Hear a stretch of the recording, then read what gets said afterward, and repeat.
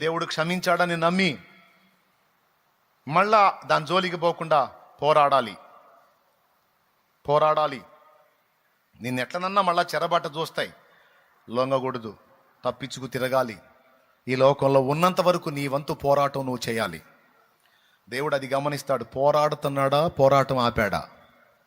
పాపానికి వ్యతిరేకంగా పోరాడుతుందా, పోరాటం ఆపేసి రాజీ పడిందా? రాజీ పడితే తప్పదు కోటింగ్. పోరాడుతున్నంత వరకు నీ పక్షాన దేవుడు ఉంటాడు. అర్థమైతే గట్టి కొట్ట. నువ్వు పోరాడినంత వరకు, పరిశుద్ధ జీవితం కోసం పోరాడినంత వరకు, పాపానికి వ్యతిరేకంగా పోరాడినంత వరకు నా దేవుని హస్తం నీకు తోడుగానే ఉంటుంది. అందరు లైవ్లో ఉన్నోళ్ళు కూడా వినండి జాగ్రత్తగా.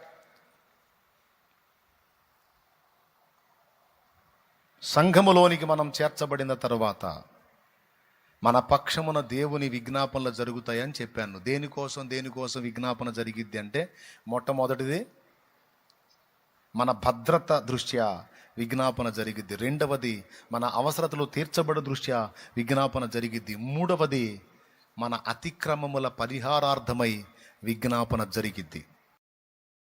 Download ShareChat.